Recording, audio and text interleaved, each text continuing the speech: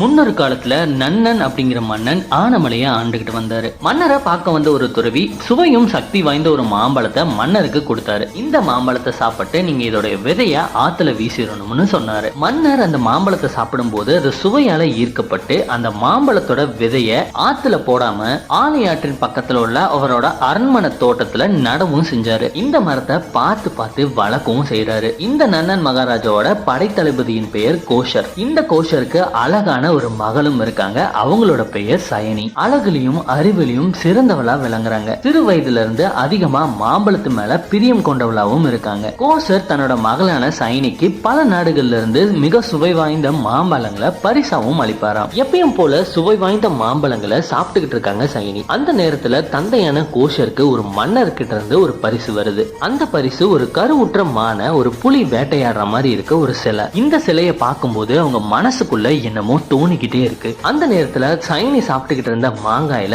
மிளகாத்தூள் விழுகுது. சைனியோட முகம் கோவத்துல பயங்கரமா செவக்குது. திடீர்னு பக்கத்துல இருந்த கூர்மையான வாளை எடுத்து சுழட்டி அந்த புலி பொம்மையோட தலைய கொய்கிறாங்க. சுத்தி இருந்த எல்லாருமே பயங்கர அதிர்ச்சியில சைனிய பாக்குறாங்க. சிறிது நேரம் கழிச்சுதான் சைனிக்கு அங்க என்ன நடந்ததுன்னே தெரியுது. காலங்கள் ஓடுது. நந்தன் மகாராஜா வச்ச மரமும் வளர்ந்து பெரிய விருட்சமும் ஆகுது. ஆனா அதுல எந்தவித காய்களும் இல்ல. பொறுமையை இழந்த மன்னன் அந்த மாம்பழத்தை கொடுத்த முனிவரிடமே இதுக்கான காரணத்தை கேட்கிறாரு. முனிவரோ இது மரத்திலிருந்து பறிக்கப்பட்ட கனி அல்ல மன்னா, இது பல வருடம் என்னுடைய குருநாதர் தவம் இருந்து எனக்கு பரிசா கொடுத்த கனி. இந்த கனியை நான் சாப்பிட்றதை விட அரசாளும் மன்னனான நீங்க சாப்பிட்றதா சால சிறந்ததுன்னு உங்ககிட்ட கொடுத்தேன். ஆனா நீங்க இந்த பழத்தோட விதைய ஆத்துல வீசாம உங்களோட தோட்டத்துல நட்டு பெரிய தவறு செஞ்சுட்டீங்க. இந்த மாமரம் வாழ்நாள்ல ஒரே ஒரு முறை ஒரே ஒரு காய் மட்டும்தான் வைக்கும். அந்த காயும் எந்த நாட்டுல விளையுதோ அந்த நாட்டுல உள்ள பிரஜைகள் சாப்பிடக்கூடாது, மன்னனும் சாப்பிடக்கூடாது. வேற நாட்டுல உள்ளவர்கள் மட்டும்தான் இந்த கனியை சாப்பிடணும்னு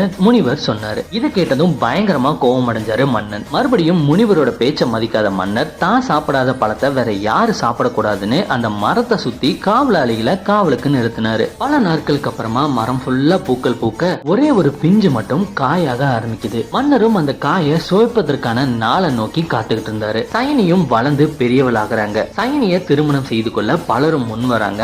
ஆனாலும் அவரோட தந்தை சைனிய ஒரு மாபெரும் வீரனுக்கு திருமணம் செய்து கொடுக்கணும்னு ஆசைப்படுறாரு. அவர் நினைச்சபடியே அழகுலையும் அறிவிலையும் வீரத்திலையும் தலை சிறந்தவனான பக்கத்து நாட்டு படைத்தளபதியான மகிழனுக்கு சயனிய திருமணமும் செய்து வைக்கிறாரு. திருமணத்துல பல நாட்டு மன்னர்கள் கலந்து கொள்றாங்க. திருமணமும் மிக சிறப்பா நடந்து முடியுது. திருமணம் முடிந்த பிறகு சந்தோஷமா தன்னோட புகுந்த வீட்டுக்கு போறாங்க சயனி. புகுந்த வீட்டுல மிக பிரம்மாண்டமான வரவேற்பும் அளிக்கப்படுது சயனிக்கு. திருமணமாகி கொஞ்ச நாள்லயே கர்ப்பம் தரிக்கிறாங்க சயனி. இந்த விஷயத்தை கேட்ட மகிழனும் ரொம்பவே சந்தோஷப்படுறாரு. மகிழனும் தன்னுடைய மனைவியான சயனிய ரொம்பவே பத்திரமா பாத்துக்கிறாரு. தன்னுடைய மனைவிக்கு பிடிச்சத பக்கத்துல இருந்து பார்த்து பார்த்து பண்றாரு மகிழன். சயனிக்கு மிக விமர்சையா வளகாப்பும் நடைபெறுது. வளகாப்பு முடிஞ்ச பிறகு மகிழனை பிரிஞ்சு தந்தையோட யானைமலை செல்றதுக்கு மனம் இல்லாம தவிக்கிறாங்க சயனி. குழந்தை பிறந்ததுக்கு அப்புறம் வந்துடலான்னு தந்தை சொன்னதுக்கு அப்புறம் சமாதானமாகி தந்தை கூட யானைமலை செல்றாங்க. அங்க சயனியை பாக்குறதுக்காக அவங்களோட தோழிகள் வராங்க. தங்களோட சிறு வயது கதையெல்லாம் பேசிக்கிட்டு ரொம்பவே சந்தோஷமா இருக்காங்க. அந்த நேரத்துல ஆத்துல குளிக்கணும்னு சயனி ஆசைப்பட தோழிகள் எல்லாம் இந்த நேரத்துல வேண்டாம்னு சொல்றாங்க. தந்தையான கோஷத்தை ரொம்ப பிடிவாதம் பிடித்து ஆத்துல குளிக்கிறதுக்கு சம்மதமும் வாங்குறாங்க. தன் தோழிகளோட ரொம்பவே சந்தோஷமா ஆத்துல குளிக்கிறாங்க சயனி. அந்த நேரத்துல ஆத்துல மிதந்துகிட்டு வர ஒரு மாம்பழம் சயனியோட கைக்கு வருது. இந்த மாம்பழம் நந்தன் மகாராஜா வளர்த்த அதிசய மாமரத்துல இருந்து வந்த காய். ஆத்துல தவறுதலா விழுந்து சயனியோட கைக்கும் வந்து சேர்ந்துருச்சு. இந்த மாம்பழத்தை பத்தி அறிஞ்ச தோழிகள் எவ்வளவோ சொல்லியும் கேட்காத சயனி அந்த மாம்பழத்தை சாப்பிட்டுறாங்க. மாம்பழத்தை ஆத்துல பின்தொடர்ந்து வந்த வீரர்கள்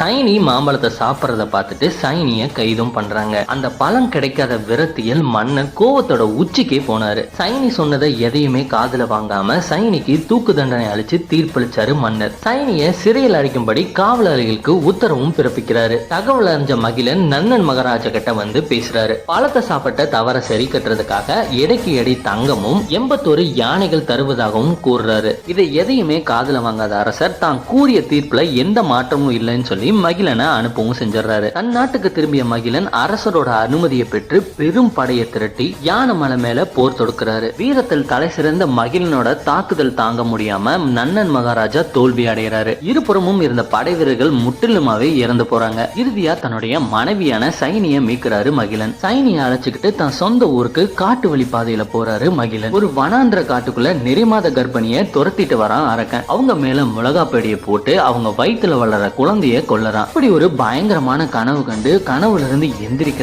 பக்கத்து ஒரு மருத்துவச்சி. அந்த நேரத்துல மருத்துவச்சி வீட்டு கதவை யாரோ தட்டுறாங்க. மருத்துவச்சி கதவை நீக்கி பார்க்கும்போது அங்க வெளியே மகிழன் நிக்கிறாரு. மருத்துவச்சி மகிழனிடம் யாரு என்னன்னு விசாரிக்கிறாங்க. மகிழனும் தன் நடந்த கதையெல்லாம் கூறுறாரு. கடைசியா தன்னுடைய கர்ப்பிணி மனைவிய காட்டுக்குள்ள அழைச்சிட்டு வரும்போது வலி வந்ததால அவங்கள அந்த இடத்துல விட்டுட்டு மருத்துவச்சி தேடி வந்ததாகவும் சொல்றாரு. இதை கேட்டதும் அதிர்ச்சி அடைகிறாங்க மருத்துவச்சி. மருத்துவச்சியிடம் என்னாச்சு அப்படின்னு மகிழன் கேட்கிறப்பதான் மருத்துவச்சி ஊர்ல நடந்த கதையை சொல்றாங்க. இந்த ஊர்ல சில காலமாவே பெண்களுக்கு குழந்தை பிறக்கிறது இல்ல, பிறந்தாலும் அந்த குழந்தை உயிரோடு இருக்கிறது இல்லன்னு சொல்றாங்க. இது ஏன்னு மகிழன் கேட்கிறாரு. இங்க ஒரு ராட்சசன் இருக்கான். அந்த ராட்சசன் கர்ப்பிணி பெண்களை தனியா இருக்கும் போதோ இல்ல காட்டு வழியில செல்லும் போதோ அவங்கள பின்தொடர்ந்து அவங்க வயிற்றுல இந்த மிளகா பொடியை தூவிடுவான். வயிற்றுல இருக்க சிசுவை கொன்னு அந்த குழந்தைய சாப்பிட்டுருவான். இதோட 99 குழந்தைகளை இந்த மாதிரி சாப்பிட்டுருக்கான். 100 குழந்தைகளை கொன்னு அதை சாப்பிட்டானா அவனோட சக்தியை யாருனாலையும் கட்டுப்படுத்த முடியாது. அதனால ஊர் மக்கள் எல்லாருமே சேர்ந்து இனிமேல் யாருமே குழந்தை பெத்துக்க வேண்டாம் அப்படின்னு சொல்லி முடிவு பண்ணிருக்காங்க. இப்படி ஒரு நிலைமை இருக்கையில உன்னுடைய மனைவிய காட்டுல விட்டுட்டு வந்திருக்கீங்களே அப்படின்னு சொல்லி முடிக்கிறாங்க மருத்துவச்சி. இதை கேட்டதும் பெரிய அதிர்ச்சிக்குள்ளாகிறாரு மகிழன்.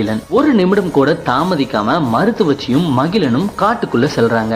காட்டுக்குள்ள ஒரு பெண்ணோட கதறல் சத்தம் பயங்கரமா கேக்குது. அங்க ஒரு கொடூர முகம் கொண்ட அரக்கன் சைனிய துரத்திட்டு போறத 2 பேரும் பாக்குறாங்க. மகிழனும் மருத்துவச்சியும் விரைந்து செல்லும் போது ஒரு இடத்துக்கு மேல அவங்களால செல்ல முடியல. அந்த இடத்திலேயே மயக்கம் போட்டு விழுந்துடுறாங்க. சைனிய விடாம துரத்துறான் அசுரன். ஒரு இடத்துக்கு மேல சைனினால ஓட முடியாம அந்த இடத்துல இருக்கிற சாணியில கால் வச்சு வலிக்கு விழறாங்க. அந்த நேரத்துல சைனி மேல மிளகாத்தூளை தூவிடுறான் அசுரன். அடுத்த நொடியே வானளவு உயர்ந்து பராசக்தி உருவம் எடுத்தாங்க சைனி. பல கைகள் கொண்டு பல ஆயுதங்கள் ஏந்தி அந்த அசுரனை வதம் பண்ணாங்க. மயக்கத்துல இருந்து இருந்த மருத்துவச்சியும் மகிழனும் அந்த இடத்துல பார்க்கும்போது சைனியும் அவங்களுக்கு பிறந்த குழந்தையும் இறந்து கிடக்குறாங்க. அவங்க காலுக்கு கீழே அசுரனோட உடலும் கிடக்குது. மகிழனும் இதை பார்த்து கதறி அலறாரு. மருத்துவச்சியும் தான் கண்ட கனவு பழிச்சிருச்சுன்னு அலறாங்க. இவங்க சாதாரண பெண் இல்ல, தேவலோகத்துல இருந்து அசுரனை அழிப்பதற்காக பூலோகத்துல அவதரிச்சவங்க அப்படின்னு சொல்றாங்க. மாட்டு சாணத்துல கால் வச்சு வலிக்கு விழுந்ததுனால இன்று முதல் நீ மாசாணின்னு பேர் கொண்டு அழைக்கப்படுவாய்னு மருத்துவச்சி சொன்னாங்க. அசுரனை அழிக்க சக்தி ரூபம் கொண்டு எழுந்தாள் அப்படிங்கறதுனால இந்த அம்மனுக்கு ஒரு கோயில் கட்டி வழிபடணும்னு